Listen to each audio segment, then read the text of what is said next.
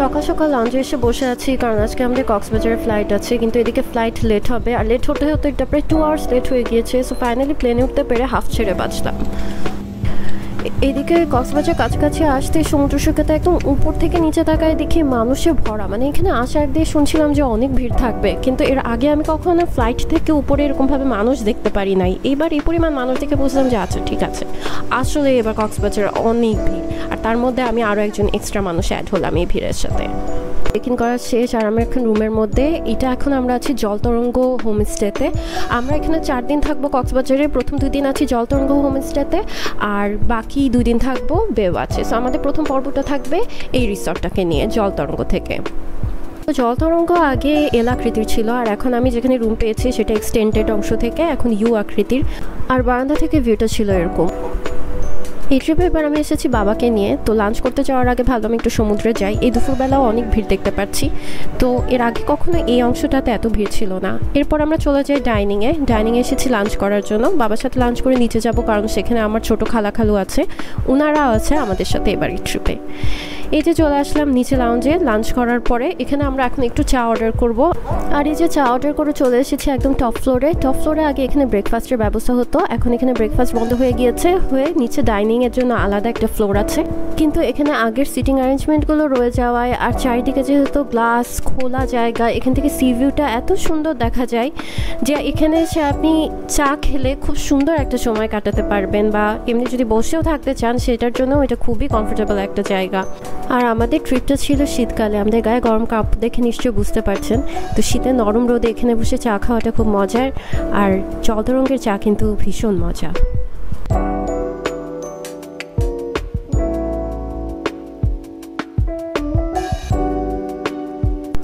জলতরঙ্গে আমি এতবার এসেছি যে আমার এটা অনেকটা সেকেন্ড হোমের মতো হয়ে গিয়েছে কক্সবাজারে। আমার যতবার আসা হয় মোটামুটি এখানেই থাকা হয়, তো এখানে আমার মোটামুটি সব কিছু চেনা। বাট এইগুলো যেহেতু এখনকার রিসেন্ট চেঞ্জ, তাই আমি একটু ঘুরে ঘুরে দেখছিলাম যে কোথায় কী চেঞ্জ করেছে, আর এই অংশগুলো আমার কাছে নতুন। তো সামনের দিকে একটা সরু পার্ট ছিল, ওই অংশটা দিয়ে সামনে আগালে সি ভিউ দেখা যায়। আমি ওদিকে একটু আগাচ্ছিলাম সানসেটটা দেখার জন্য। এরপর আজকে আর তেমন কিছু করা হয়নি, রাতে ঘুমিয়ে গিয়েছিলাম আর পরের দিন গিয়েছিলাম সমুদ্রে।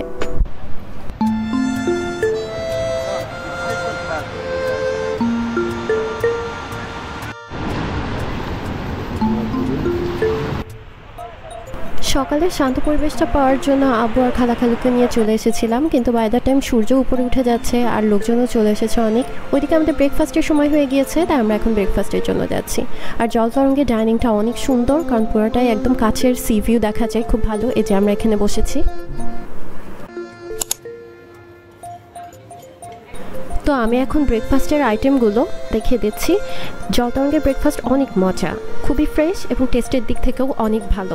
আপনি এখানে ব্রেকফাস্ট করে খুবই স্যাটিসফাইড ফিল করবেন।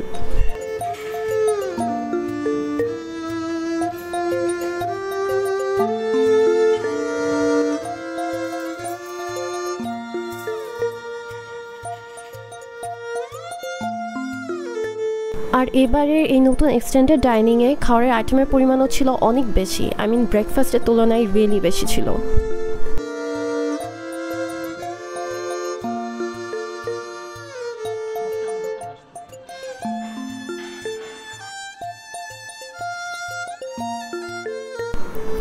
এখন ব্রেকফাস্ট শেষে আমরা সবাই মিলে চলে এসেছি পাশে বার্মিজ মার্কেটে একদমই কাছে, 30 পা হাঁটলেই চলে আসা যায়। কেন জানি কক্সবাজারে আসলে প্রতিবারই এই মার্কেটটায় না আসলে মনে হয় ট্রিপটা অসম্পূর্ণ রয়ে গেল, তাই এবারও চলে এসেছি। এইদিকে বাইরে ঘোরাঘুরি শেষে আমরা এখন আবার যাচ্ছি টপ ফ্লোরে, কারণ আমরা এখন সুইমিং করতে যাব। আমার সুইমিং করতে যেতে খুব ভালো লাগে, কিন্তু ফানি ব্যাপার হলো আমি সুইমিং পারি না আসলে, কিন্তু আমি সুইমিং পুলে নামবো ঠিকই।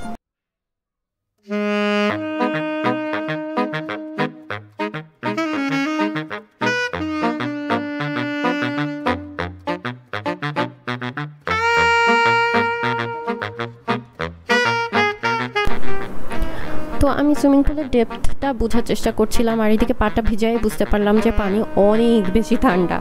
অবশ্য মাথার উপর সূর্য ওইদিকে অনেক বেশি গরম, মানে কীরকম একটা অদ্ভুত কম্বিনেশন হয়ে গেল। আচ্ছা যাই হোক, তো পানির ডেপ নিয়ে বলতে গেলে এটা আপনি একদম লাস্ট কিনারা পর্যন্ত চলে যেতে পারবেন, কিন্তু ডুবে যাবেন না, গলা পর্যন্ত পানিটা আসবে। আর এদিকে আমি প্রত্যেকবার সুইমিং পুলে নামার সময় ফ্রেন্ডের সাথে আসলে ফ্রেন্ডদেরকে বিরক্ত করি, কলিগদের সাথে আসলে কলিগদেরকে বিরক্ত করি, আর আজকে আমি খালামণিকে বিরক্ত করছি, কারণ আমার নেমেই কেন জানি ফার্স্টে একটু ভয় লাগে, যেটা কিছুক্ষণ পর কেটে যায়। কিন্তু কিছুক্ষণ পর পর মাথার উপর দিয়ে এরকম প্লেন উড়ে যায়, যেটা দেখা যায় এখান থেকে, বেশ মজা লাগে এটা দেখতে। আচ্ছা, তো আমি আবার ডাইনিংয়ে চলে আসলাম, কারণ এখন লাঞ্চ টাইম। আর এবারকার স্টেতে প্রত্যেকটা বেলার খাওয়ারই আমি ইন হাউস খেয়েছি, একবারও বাইরে যাইনি খেতে। তো সেই এক্সপিরিয়েন্স থেকে বলছি, এখানকার প্রত্যেকটা ইন হাউস আইটেম অনেক মজার ছিল, আর মোটামুটি অর্ডার দেওয়ার একদম 20 মিনিটের মাথায় সব কিছু রেডি ছিল। আচ্ছা, তো লাঞ্চ শেষে নিচে নেমে পড়েছি বাবার সাথে, আর লবি থেকে আবার একটা মিল্ক টি অর্ডার করে আমরা এখন একটু সমুদ্রে বসতে যাচ্ছি। একটু পর অনেক মানুষের ভিড় হয়ে যাবে, তাই আমি আর আব্বু ভাবলাম এটাই একটা ভালো সময়, একটু শান্ত মতো গিয়ে চুপচাপ চা খাওয়া যাবে।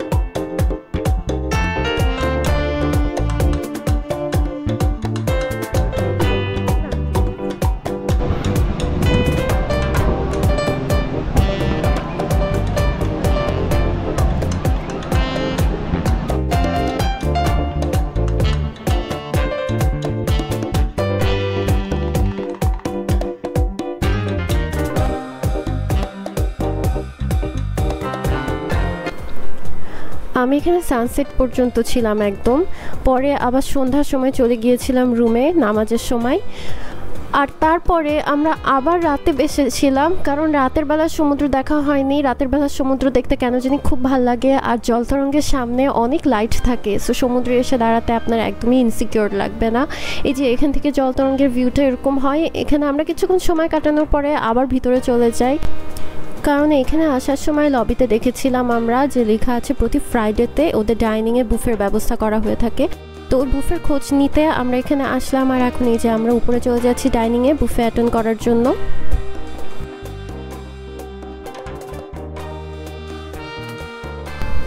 থার্ড ফ্লোরে যেখানে ব্রেকফাস্ট করেছিলাম ওই একই ডাইনিংয়ে বুফের ব্যবস্থা। আমরা উপরে এসে দেখি বুফে শুরু হয়ে গিয়েছে, আর বায়না অনেকে চলেও এসেছে। এখানে বলে রাখি, রুম কস্টের সাথে কিন্তু বুফে ইনক্লুডেড না, বুফের জন্য আলাদা পে করতে হয়। আর আমি এখন আপনাদের এটাও দেখিয়ে দিব বুফেতে কী কী আইটেম ছিল, আইটেমগুলো কেমন ছিল সেটাও জানাবো।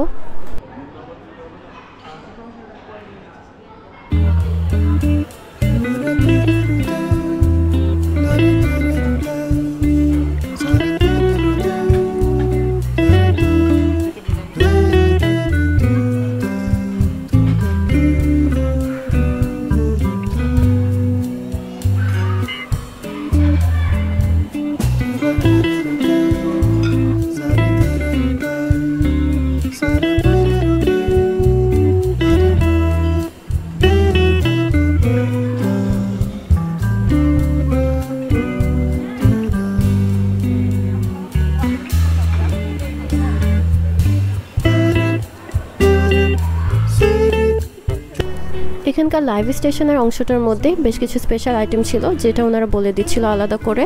বিনস আর মাশরুম দিয়ে তৈরি একটা কোরিয়ান আইটেম, সাথে আর ওইদিকে ডোরি ফিশ ছিল। সো আমি তিনটাই অর্ডার দিয়েছিলাম জাস্ট একটু চেক করার জন্য যে স্পেশাল আইটেমগুলো খেতে কীরকম মজার।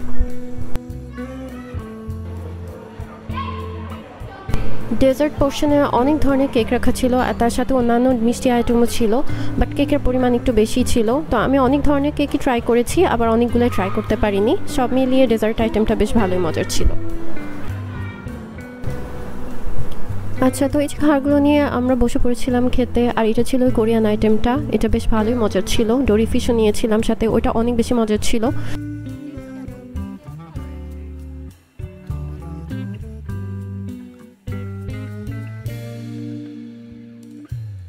এখানে আর একটা ইনফরমেশন দিয়ে রাখি, এখানে যদি আপনারা বারবিকিউ অ্যাটেন্ড করতে চান বা ফুচকা চান তাহলে সেটার জন্য একটা পার্মানেন্ট কর্নার নিচে রাখা আছে। এই বুফেটা যেমন অনলি ফ্রাইডেতে থাকে, বাইরের নিচের বারবিকিউটা কিন্তু আপনি সপ্তাহ জুড়ে পাবেন যে কোনো দিন। আর ওখানকার টেস্টের কথা বলতে গেলে টেস্ট অনেক মজার, আমি এর আগের বারের স্টেতে ওটা ট্রাই করেছিলাম।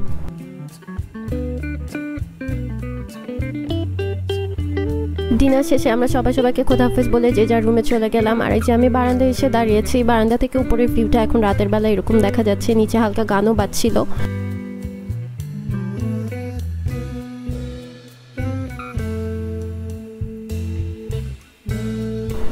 তো সকালে বাজার থেকে আমি এসব জিনিসগুলো কিনে নিয়ে এসেছিলাম। এগুলো এখানে প্রতিবার আসলে কেন কিনে আল্লাহ জানে, না কিনলে কিছুই হয় না, কিন্তু কেন জানি আমি বাজারে গিয়ে এগুলো কিনে ফেলি। তো যাই হোক এগুলো দেখছিলাম, আর ওই সময় আম্মু ফোন দিল।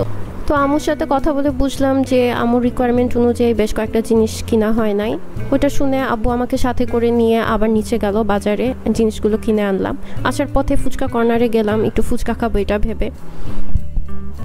এই যে ইন হাউস ফুচকা কর্নারটার কথা বলছিলাম, এখানেই বারবিকিউ হয়। এভাবে শেষ হয়ে আসলো আমার জল তরঙ্গের 2টা দিন। আর কালকে বেবাচে চলে যাচ্ছি, ওইটা নিয়ে থাকছে আমার আর একটা ব্লগ। এখান থেকে সবাইকে গুড নাইট।